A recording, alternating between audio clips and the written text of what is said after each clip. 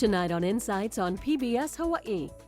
In the aftermath of the Boston Marathon bombing, what new security measures are planned for large public events in Hawaii, such as the Honolulu Marathon?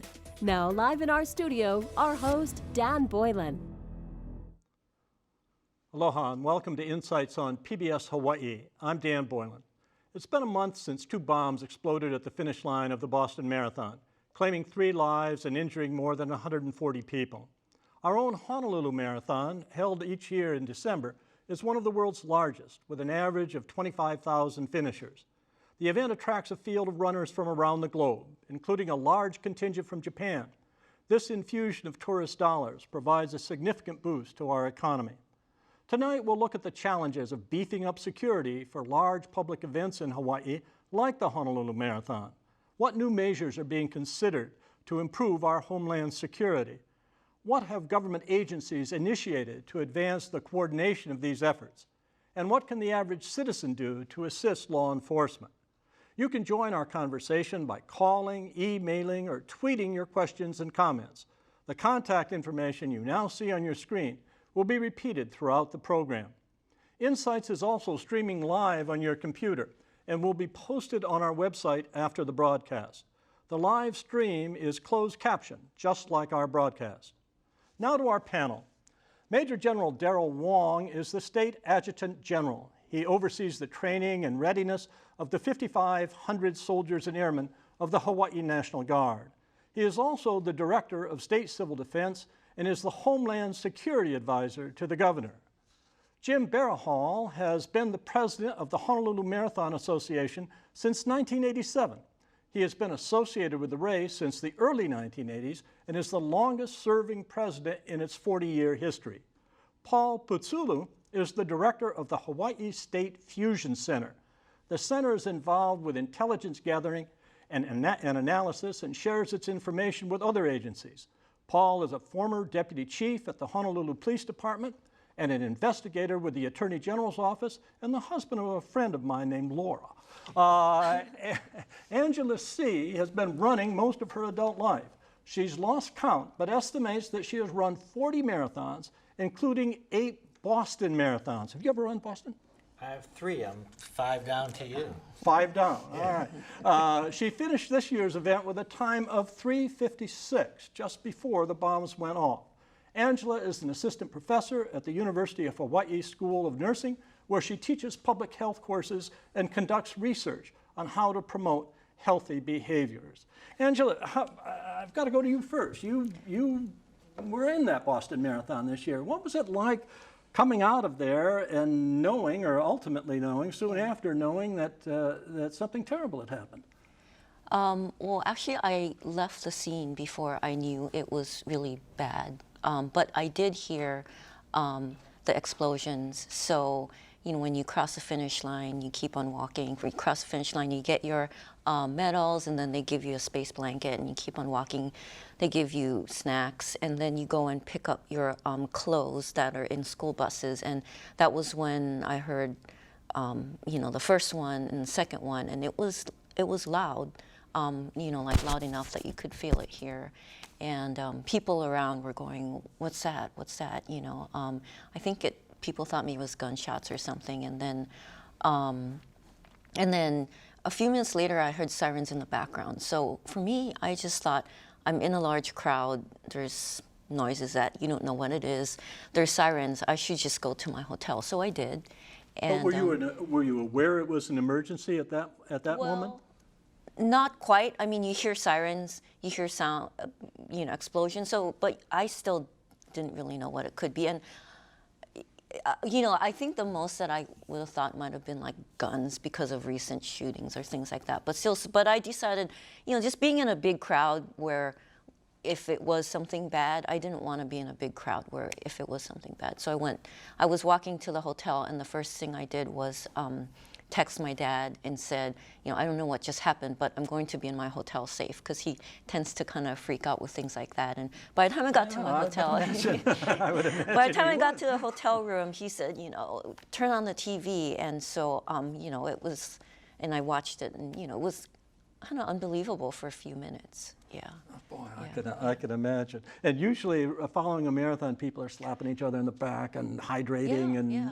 congratulating each Yeah, other. This yeah. was not the. Well, there were folks that were still out and about, and in fact, I had friends that they thought maybe it was like celebratory canyons or something. So there are folks that still were kind of out. In fact, as I was walking back to my hotel, I had, a couple of friends that were like, "Aren't you gonna meet us at?" Because it's like graduation, right? They have the different letters, and people from Hawaii meet at H for Hawaii, and so they said, "Aren't you going to meet us?" And I said, "Well, there's some explosions and I hear sirens, so I think I'm going to go to my hotel room." So there were people still kind of out. So you've run at least 48 marathons. No, at least 40 marathons. Something like that. Yeah. You're going to run another one? Yeah, actually, I already did a couple like last week. Crowds don't bother you? The marathon I did, it was actually in Vancouver, and A big one. it was smaller. I think the total number of marathoners was maybe 6,000. So it was a small one, relatively speaking. I felt fine. It was actually nice. That's part of I think just the support for Boston and, all of that. The first thing I did when I went to the expo to pick up my bag was they said, "Would you like a yellow ribbon in honor of the Boston Marathon?" And I said, "Yeah, sure." And then they had like a booth where people could write notes to people from Boston, and they were going to send it. And during the marathon, I saw a couple people that actually wore their Boston numbers. It didn't, and then there was a moment of silence at the start of the race. The one part when I crossed the finish line, and as I was walking toward to pick up my bag, I did feel kind of just a little nervous. That was the only time where I guess it's like slight PTSD or something. Yeah, Jim, I would imagine that those of you who plan marathons and people at Vancouver or the next Boston or certainly at the Honolulu, you're gonna be thinking about things a little bit differently, aren't you? And about security, about how you're gonna deal with the race. We will. We're already working on it. We've had some meetings already. I've already met with the mayor. He's very much on top of this, Mayor Caldwell. Boston, I've run it 3 times. I've been there 20, so I'm very familiar with that area and with the race itself. The first marathon I ran was in 1973 in Toledo, Ohio. It's called the Glass City Marathon. And the notion that at that time, there was 160 people in the race. Most of it you're just running in the countryside. The idea that a marathon would be a terrorist target seemed pretty preposterous at that time. And even to this day, it does seem a little different. There's some things about Boston that are pretty unique, which Angela, having run there, can attest to. First of all, the spectators there, there's so many more really than any other race except possibly New York. But really Boston, the entire course is lined with spectators because it goes through a number of the small towns. And the finish line, now the other side of that finish line is very heavy security. Having been there many times, when you come through Copley Plaza, Copley Square, from the Copley Plaza Hotel, to even get toward the Boston Library there, you have to have security. I'm not sure which hotel you are at. As you come through that area, there's security. As you make a left on Boylston, there's more security. So it's pretty much impossible to get to the left side of that finish line. The other side of the finish line where the bombing occurred is public access. So I'm not sure if they picked that out, if it was haphazard, if they tried to get to the other side where there's bleachers probably holding 3,000 or 4,000 people. Another thing about Boston, besides so many spectators, is an interesting fact. It's the second largest number of media credentials requested for any single-day sporting event in the United States. What's the largest? Oh, Super Bowl. Sure. Why did I ask? Why did I ask? But that's an astonishing fact for a marathon, because most marathons, to be honest with you, are run in total anonymity. Even Honolulu, for as big as we are, and oddly enough, we're bigger than the Boston Marathon, doesn't have anywhere near the number of spectators, and certainly the media coverage, the worldwide media coverage, pales in comparison. So if one believes that terrorism is meant to terrorize, to inflict fear, to cause fear and to change lives in a way disproportionate to the actual act itself, then one would think that a target, a soft target, such as a public gathering, such as a marathon, that has the second largest number of media people there for a sporting event in the United States, that's a pretty good target because you're going to get so much publicity that it scares people. So, you know, you put that all together and maybe it makes a little more sense at Boston. But as far as those of us involved in the event business, yeah, it's a game changer. Paul, Darryll, either one of you. Paul, I'll ask you. You were a policeman for most of your career, and if you were looking at doing police security for a marathon, for the Honolulu Marathon this coming year, I don't know if you're meeting with Jim or not yet, but what do you think? Do you think the police should do differently, or should they simply do what they have been doing but do it more intensively, or should there be more policemen around, or should we be bringing in the National Guard, or what should we do? Well, there's a lot of variables to that, and I think once the people in Boston have a chance to debrief all of the circumstances that occurred there, how many officers they had, where were they stationed, they'll be sharing that information with us. We've already met with the Honolulu Police Department for the upcoming marathon, and we'll continue to do so up through the day of the marathon. And the lessons learned from there, we'll see how we can apply that here. There are issues. You're talking about a 26-mile distance, but the heavy concentration of spectators is always at the finishing line. I know I've been there many a times, 10 years now since my wife has run that many. So I'll be there again this year, maybe working at the same time. But it's hard to say at this point because we don't have all the answers yet from Boston. But when we do get them, we'll be applying them. We'll talk to the Honolulu Police Department. They'll be getting the same briefs that we get and whatever more there are. Just looking at that explosion and the officers, yeah. And I'm sure I'm not the only person that saw this, but there was a lot of officers there, as Jim had already mentioned. So you have the road, you have the officers there between the road and the barricade because we're protecting the runners, making sure nobody's coming out there and things. Then you had the barricade, you had the spectators. You didn't see anybody on the other side. Right. At least in the pictures that I've seen, right. You don't see an officer on the other side there, behind the spectators. Near the buildings themselves. Near the buildings. Right. So I'm certain that a lot of folks have picked up on that, and we'll be looking at that. At Honolulu, it's a little different because you have, on the other side of the road, you have park space on both sides. Clearing, you can see clearly. Right. So so there might be some more restricted access and things of that nature. But all of that we'll look more and we'll discuss further with the Honolulu Police Department. Darryll, how do you provide homeland security in a country or in a world in which a couple of guys can go on the internet and find out how to make a bomb from Al-Qaeda in the Arabian Peninsula and set them off at a big event like this? Guys who look like college kids, was one of them was. I think this raises a new awareness with people that the danger isn't external, it's internal. Kids are being radicalized on the internet, and that everyone just has to be very aware. You can't, Hawaii's a pretty safe place as it is, and so we let our guard down. But I think, what is really going to help us going into this marathon is what we did in APEC, where the law enforcement community here really came together. We met for a year, and then we met monthly, and then after a while we met weekly. And the group that met, we became very close. So, Paul and the Fusion Center was not in full operation at that time, but now it's even stronger. And the police have set up its own different type of organization to look at these types of events. So even the Pro Bowl that we just had, you don't see a lot of things, and hopefully it is transparent to people that they don't see it, that there is security around and that they're looking at things. But I think, having the Boston Marathon, I think people around will be more watching for anyone that shouldn't be there or is carrying some kind of a bag that shouldn't be there. A few weeks ago, we had a lot of people report, bags of things that were Kahuku, school. So I think people are raising their awareness, and I think people, like you say, people that are there at the Honolulu Marathon will probably be more observant of people that shouldn't be there.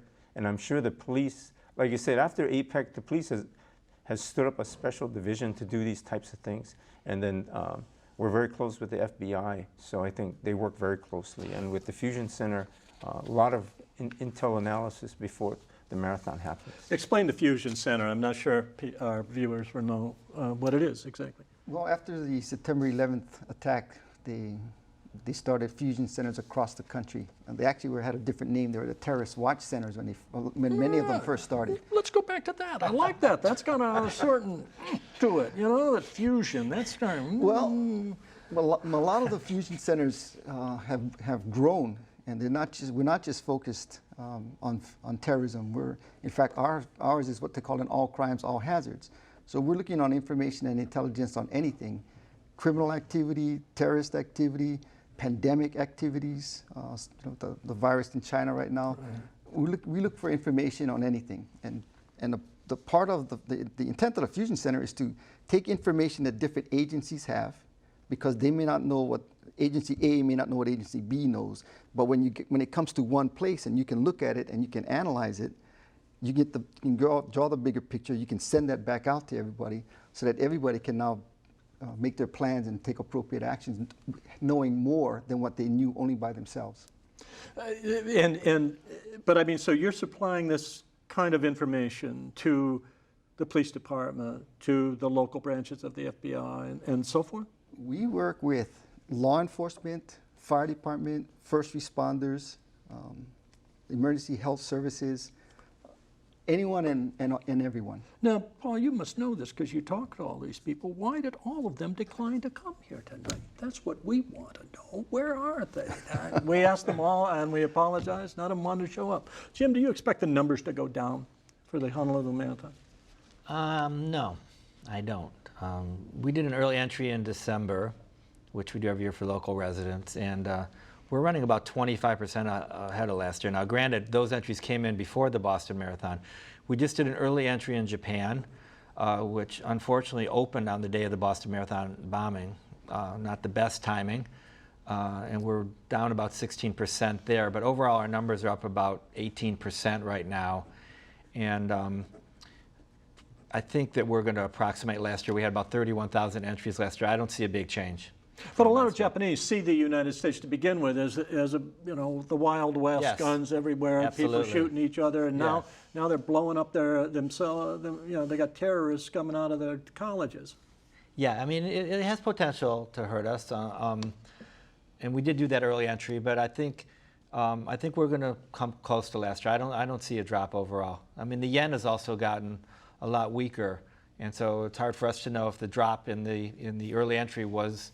I'm sure there was some impact from the bombing, but I also think the yen being a lot weaker has some implications for Hawaii tourism overall, and not just the marathon. So that's a factor for sure.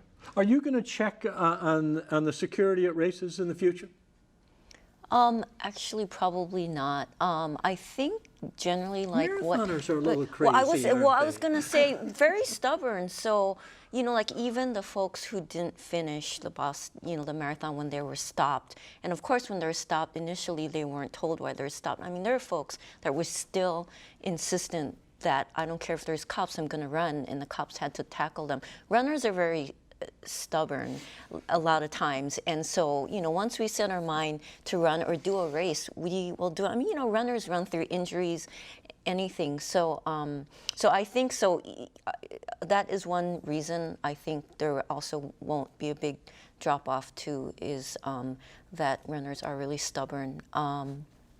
But yeah, also too, I think generally like what Jim was talking about with Boston, and I came across, I think in the Chicago Marathon a few years ago, they actually did some exercise or study in their security measures. I was doing research in something else for one of my projects, and I actually came across it. So a lot of these events, I feel actually do, it's all behind the scenes.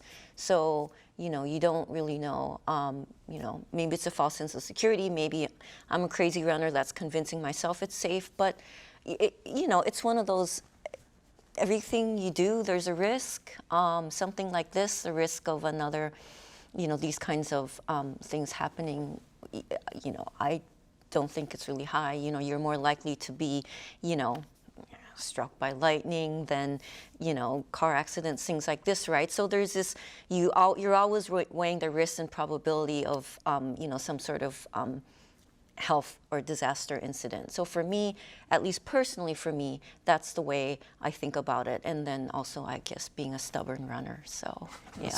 Little known fact about our security in the past, as far as the police goes. Honolulu Marathon, the special duty police that we hire that work on the marathon on race day is the largest number of police on the street in Honolulu at any time, more than any shift on any day. There's more police working on the Honolulu Marathon than are ever working at a single time on the street. We hire over 400, about 453 police last year. And that's interesting what you were talking about. I mean, there are things that can happen in marathons previously, prior to the Boston Marathon bombing. What we looked at, and as a doctor I tell people this sometimes too, is worry about things that can happen, not about things that are not going to happen. Yeah. And what can happen in a marathon, does happen in a marathon, which involves emergency services, is cardiac arrest. People do die in marathons. Mm-hmm. Depending on the study, it's somewhere between 1 in 50,000 and 1 in 100,000. So you know, if you have 25,000 finishers in a marathon, someone's going to go into cardiac arrest approximately once every 4 years. Now, we've been very fortunate in Honolulu. We've had 2 cardiac arrests in the last 6 years, and both survived, which is actually quite remarkable.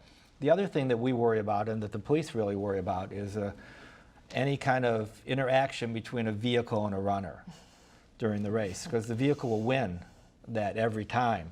So a lot of effort is put on securing the roadways, the perimeters.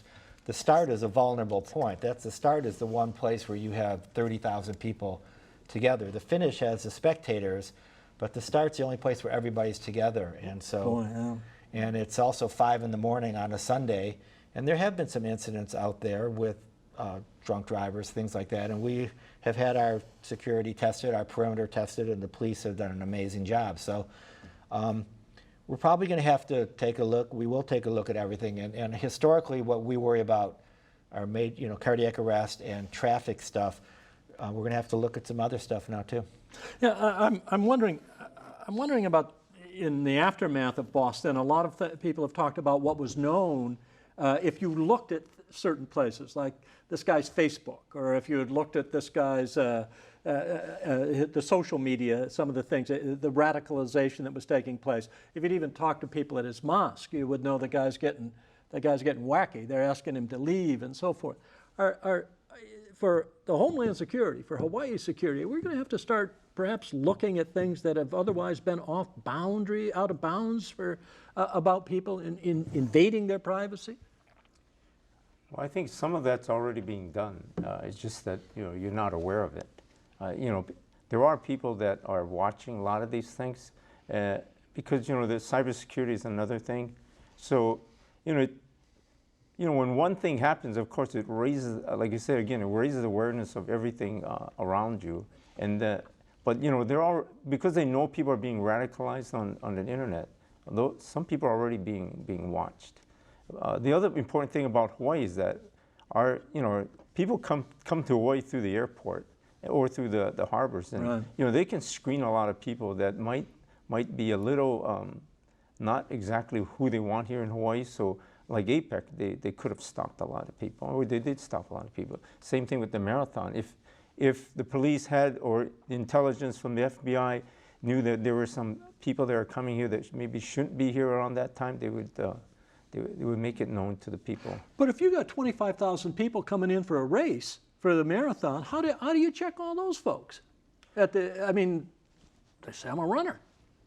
Well, the law enforcement have their own way of checking these things when people come into our country. But then let's say I'm a guy who's really afraid of government, intruding on my life. And I believe something like 2/3 of Americans have been polled on this, and they say they're more afraid of infringements on their privacy than they are of possible terrorist attacks or that. So you're sort of telling me that's going on already, and that I'm just not aware of it. I think when after 9/11, a lot of this stuff was being done. That's what these fusion centers are for. So they share a lot of information, or even as they follow people going from one state to another. that may be just someone they're following, and at the end, maybe it leads to nothing.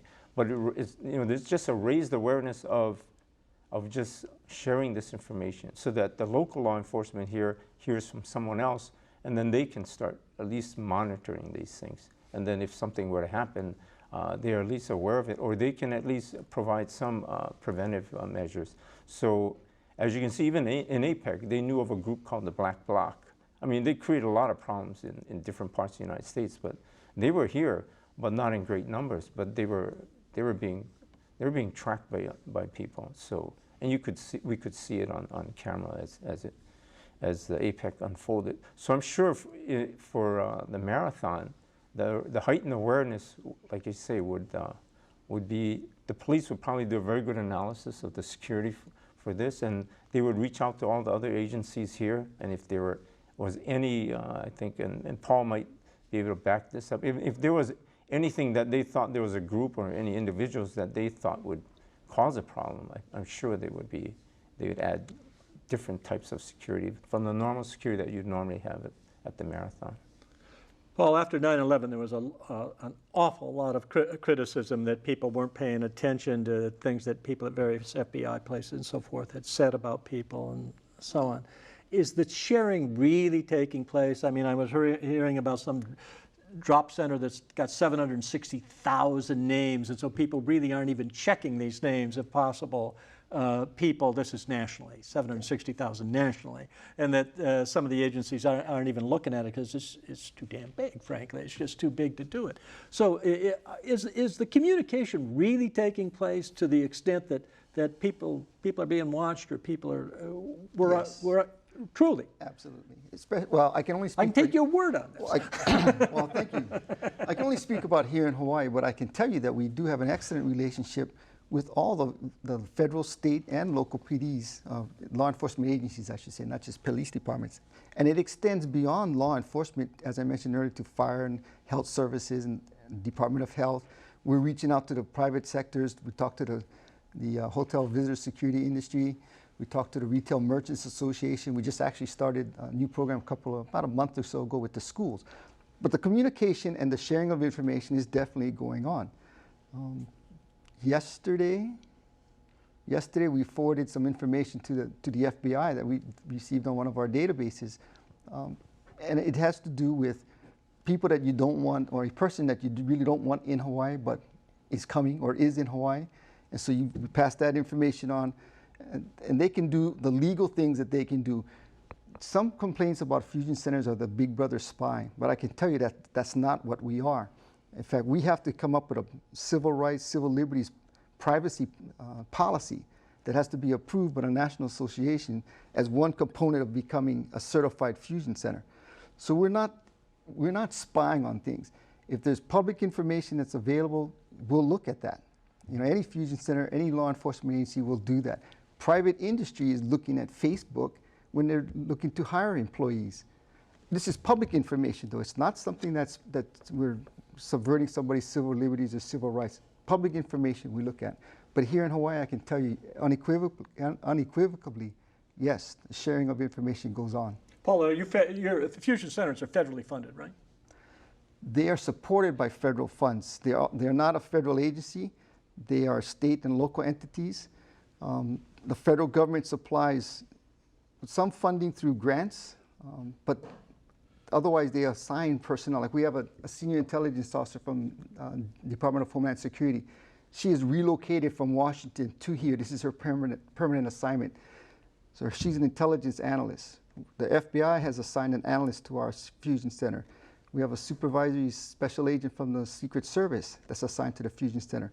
And then we have a liaison from the police department on a full-time basis. We have a fire department representative on a part-time basis, unfortunately, right now. We have health and emergency services currently on a part-time basis that we hope to get full-time very shortly. Tomorrow I'm meeting with the sheriff to see about getting somebody from the Department of Public Safety on board at the fusion center. So and all these folks are paid by their own agency. So there are some federal funds that we use for training, purchase of some equipment that the departments can share or utilize. But generally their support is by assigning somebody there or helping to pay for training and things of that nature. But if we have to up security, if Jim, you guys decide that we need more than 400 hired security people, that we need 500 or 600, where's that money coming from? How are you going to pay Where are for the that? people coming from?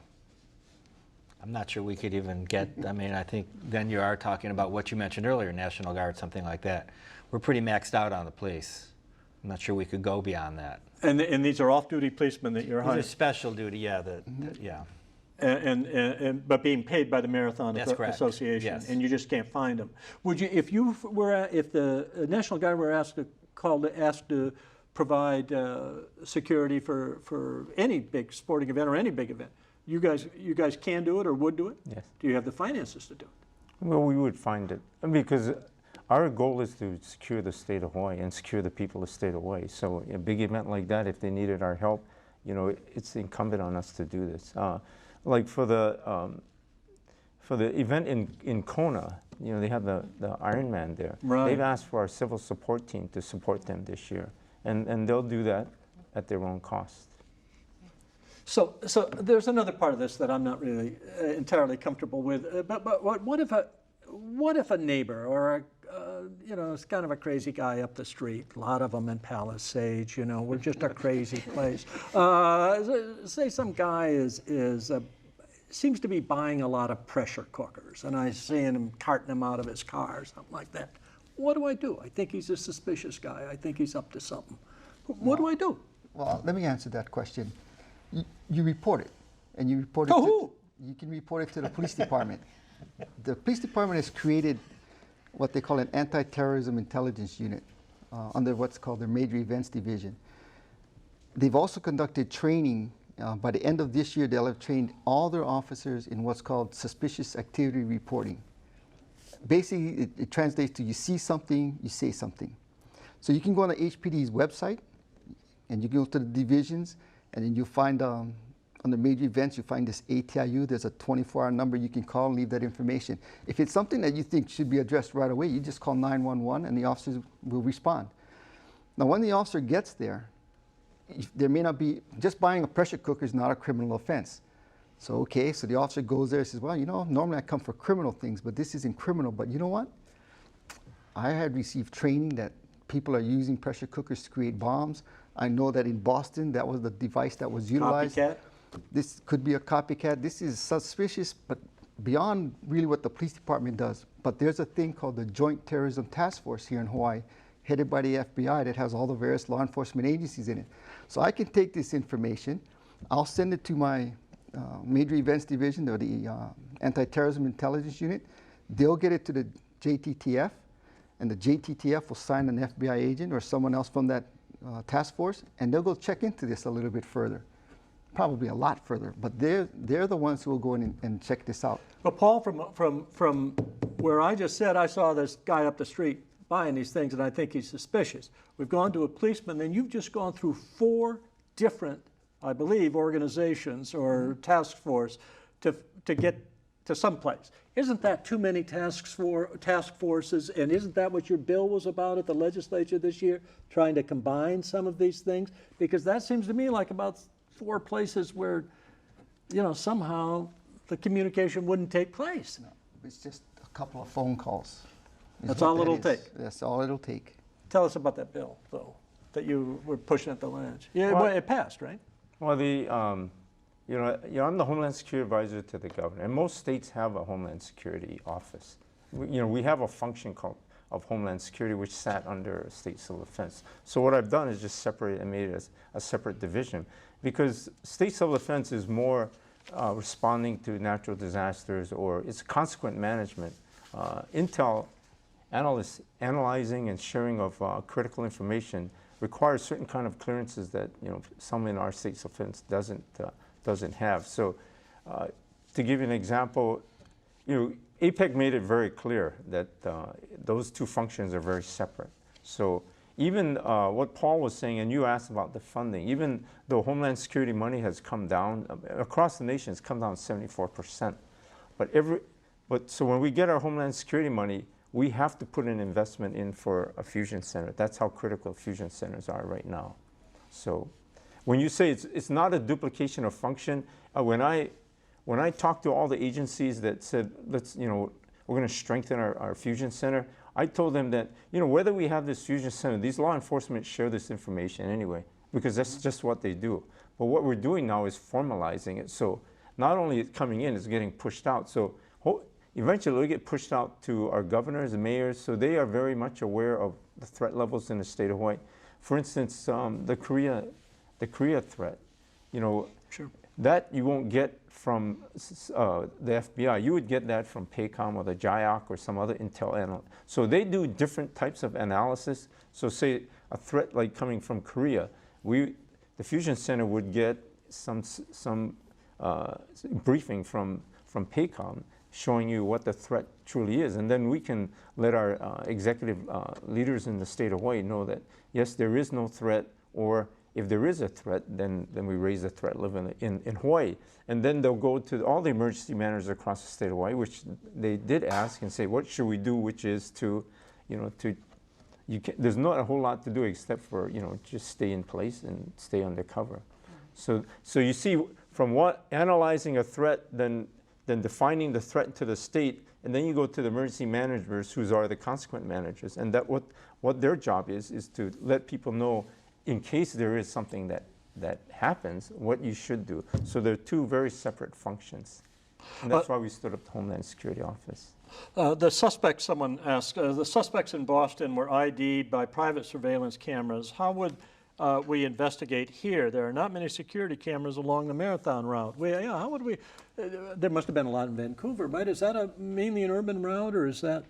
It was through neighborhoods, but the finish was through the city as well too, with buildings and hotels. So there would be private surveillance cameras around. There actually might have been, because there are like businesses. It was through the downtown area, so there might have been, you know, cameras associated, but I'm not sure. I can't think of surveillance cameras anywhere on the Honolulu route except at the beginning. Oddly enough, we actually had a company that took video at the finish line and along the course. It was called My Marathon DVD, and we actually videoed Boston twice.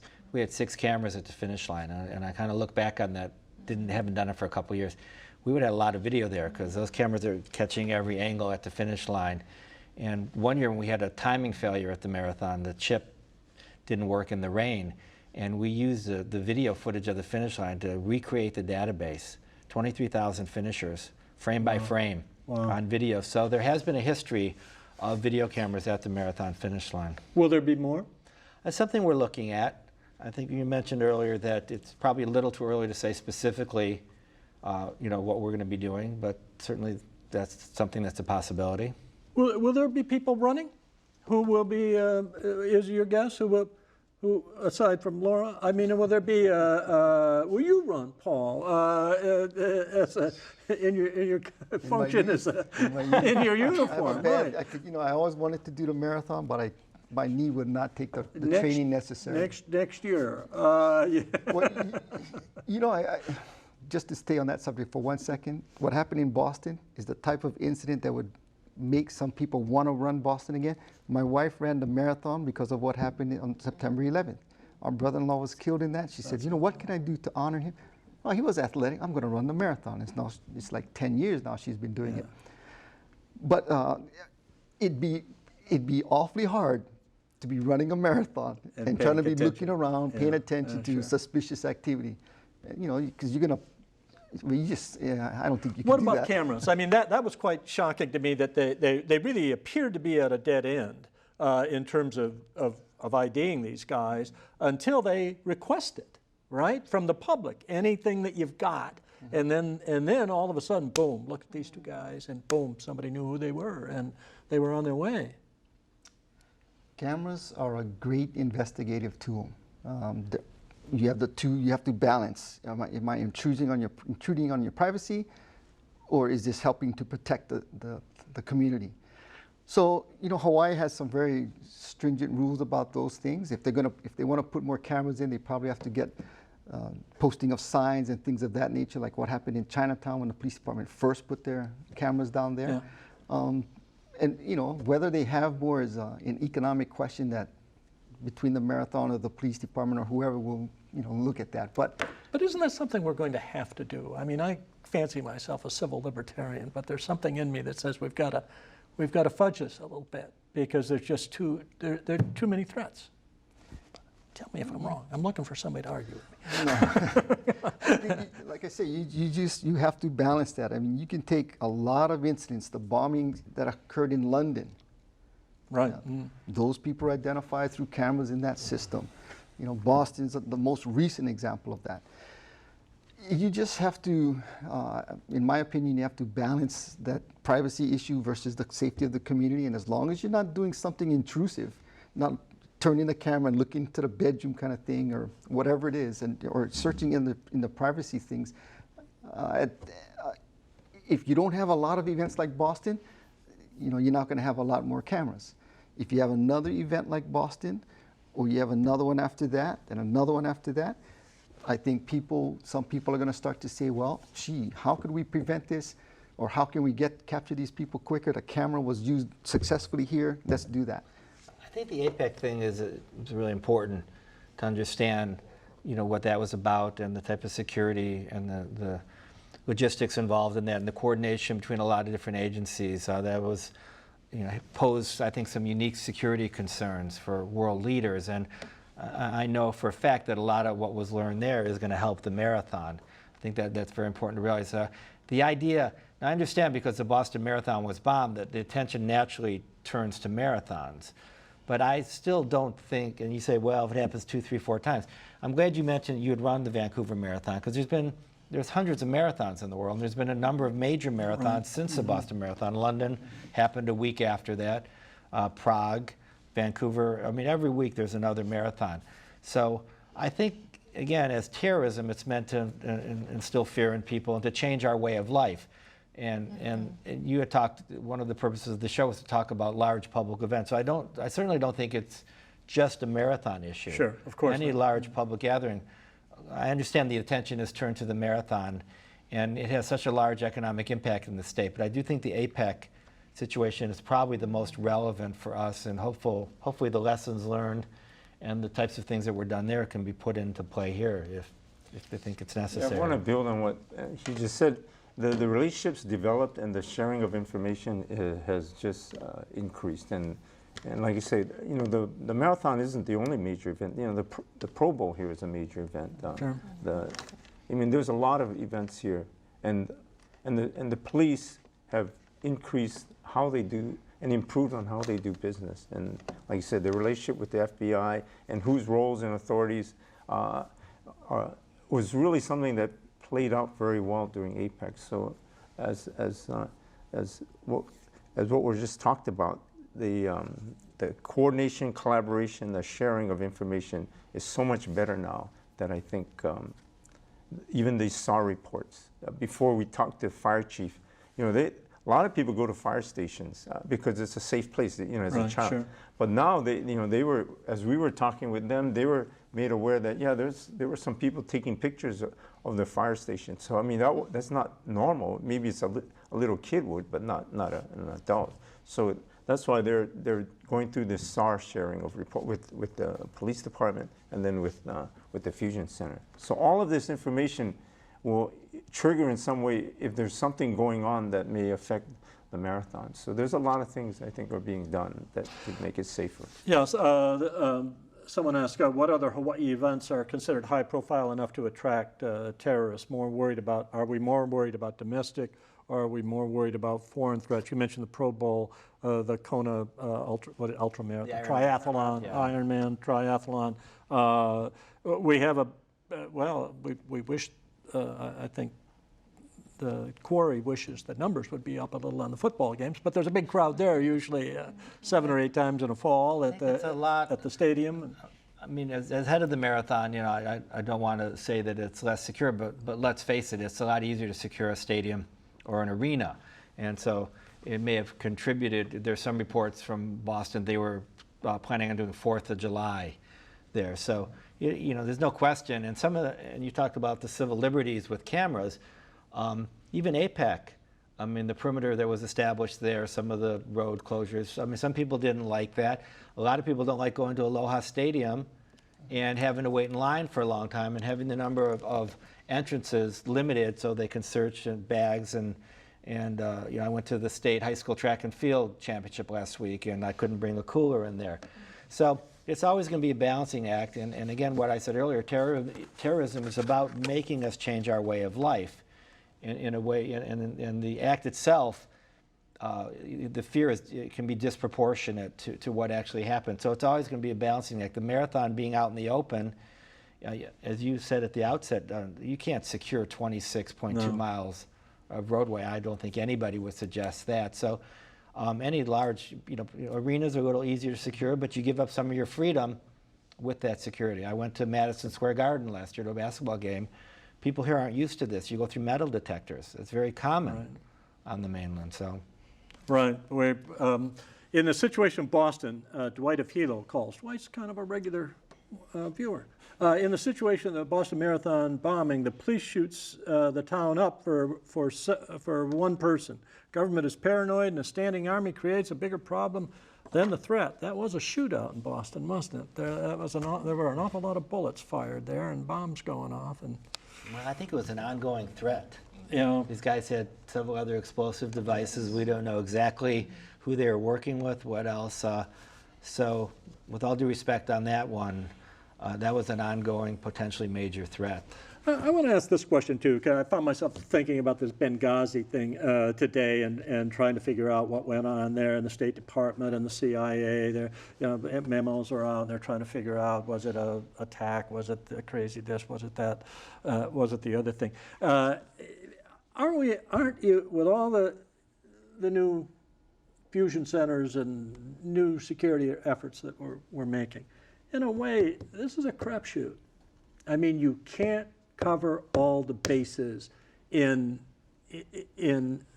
against terrorism, can you? No. By definition, Homeland Security is you're trying to prevent terrorism, and then you're trying to reduce or minimize damage. I mean, I don't think you can stop it completely because, who had been creative enough to do what they did at the Boston Marathon? Someone would think creative and do something else. So the best you can do is use the minds of all the different law enforcement, diversity of all the law enforcement, for them to constantly think through all the potential things that could happen. And then they discuss this thing. And then hopefully when these events come, they would be looking out for certain things. So we're talking about Times Square, too. So, and there was a car bomb potential there a few months ago. So, yeah, you can't stop it all. Hopefully you make it harder and harder and force them to do things that are less and less on a lesser scale, let's say. I'm sure they would love, as opposed to the Boston Marathon, I'm sure the Boston Garden would have been, at a hockey game, would have been, just fine with them too. Just as you put more and more intelligence out there and more law enforcement, it becomes harder and harder. So I think it has been effective. I think as more folks get educated, that it's just like solving a crime for the police department. The best solvability factor is people who see something and they report it, or they tell the police about it. Same thing with with terrorism. The police here. My wife tells me this all the time. Where's the cop when you need him? You should stop that guy. Well, if there was a police officer here, this person probably wouldn't do that. And the same thing goes with the terrorists. When they see all the police along the route or wherever it is, well, okay, we have to go somewhere else or do something else. So it's everyone else who's not busybody, but they're looking at, wow, that doesn't look right. And so they report that, and that gives you the best and the greatest chances of preventing things. It's a burden being a cop husband, isn't it? Well, it was. That's why I retired. My wife never says, "Where's the professor?" Why isn't there a professor? Why isn't there a professor? Where's the professor when I need one? Yeah, where's the professor when I need? Angela, I want you to put on your public health hat. I mean, I remember starting to run marathons or train for marathons because there was a guy who ran the marathon clinic in those days, whom we all know, who told us that if we ran, we wouldn't have to worry about heart disease, and we could eat all we wanted, and we still would keep our weight down if we ran 50 miles a week or something like that. Nice thought. Well, got the marathon clinic going. Tell me, as a public health person, are we better off running and running marathons, no matter what the risk, in terms of the public health aspect of it? People are just who train that much and stay in shape and keep their weight down, as say you have. I mean, that's important to public health. Right. Well, it's not necessarily specifically running, right? It's physical activity that makes people healthy.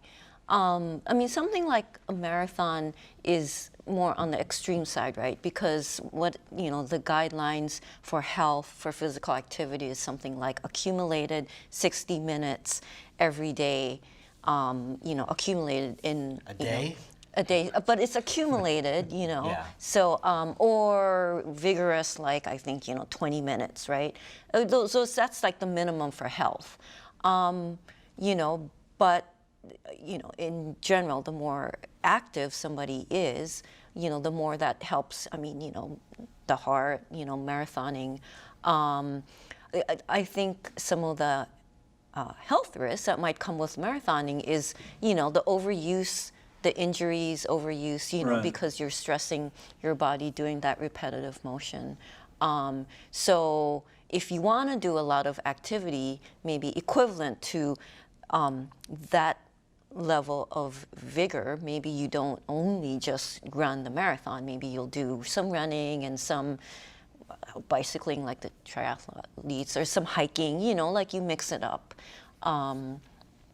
But the thing is, it's really hard enough to get people to move to begin with. So in the end of it, whatever works to get them to move. If somebody decides a marathon is their goal to keep them active and healthy, then I think the risk of marathon running doesn't outweigh the health benefits. We face that when someone dies of a heart attack at a marathon. In 1995, we had an extremely hot day, and we had 9 people in the intensive care unit. Ooh. It was a tough day. Did about 200 IVs, and I definitely was looking in the mirror and wondering, are we doing a good thing here by having people run a marathon? You said it exactly. Marathon is a goal toward a healthy lifestyle. Now, training high level to run a marathon, probably not the healthiest thing in the world, but when someone dies of a heart attack in a marathon, and it happens, as I said earlier, then the question becomes, is this worth it? I remember as a kid going to the Detroit Lion football games, and about every 20 minutes they say, Dr. 221, please report to the medical facility. Guys were sitting in the stands having heart attacks and dying. So if you put 50,000 people in the stadium, 100,000 people, somebody's going to have a heart attack, more in the 50s, because the lifestyle was so unhealthy. So people die running marathons, people die watching TV, probably more so. So maybe we're rationalizing a little, but we say that healthy lifestyle is preventing a lot more illness and providing much healthier lifestyles, even though occasionally something bad happens. We're running down on time a little bit, but just to sort of go around the table, are you confident that our security in the future at public events it has improved because of what happened at Boston, or will improve because of what happened at Boston? I think it will constantly improve because every event will have people have after-action reports, and it'll be shared amongst all the law enforcement. And they will improve and look within themselves and see if they're weak on anything, and they'll probably improve on it. I mean, it's just by nature, that's what they always do. Are you confident? I agree with the general that we are always working every day to get better and better and better, and we're just going to continue to do that. Yeah, but the after action stuff. I mean, we've got almost 13 years now since 9/11. It seems to me 12 years since 9/11. It just seems to me that we're still scared, and we're still on edge? Well, I And think we're cautious, because you still see bad things happening in the world. Very few have happened on our own turf, on our homeland. But we still see things happening around the world. So I think people, we're just more cautious. policemen are cautious. Professors are scared. At least. Race directors are scared. Race directors are I'm scared. always very nervous before the marathon. I always have one night, usually in October or November, where I have like a semi-panic attack thinking of all the things that can happen out there and how little, as ahead of it, I have my finger on everything. And then I just say, trust my team. Our team is good and they know what they're doing. And I feel better tonight than I did last night about the marathon, because I learned here tonight too. And I think it's an unfortunate way that we have to learn how to do things better in the future by terrible things happening in the past. But I think we'll learn from it. I think that the race will be, it has been safe, and I think it'll continue to be safe, but I think we'll continue to learn and improve. How many volunteers do you have working the marathon? 10,000. 10,000. Holy schmoly! How many marathons are you going to run in the course of this year? This year, I might do 2 more at the most, 2 or 3 more. I So don't know. that'll be 5 Yeah. already. Slacking Yeah. off. 5 for the year. I'm not signed You up made me right now. tired just having you here tonight. Thank you all very much for being with you. I've learned a great deal as well. Thank you. On the next Insights, how can we achieve food security in Hawaii? Studies estimate that close to 90% of Hawaii's food is imported, resulting in the nation's highest food prices. Join a rancher, 2 farmers, and a food retailer as we explore ways to reduce Hawaii's dependence on imports and encourage local food production. We could call in another policeman, too. That's next time on Insights on PBS Hawaii. I'm Dan Boylan. Ahui hou.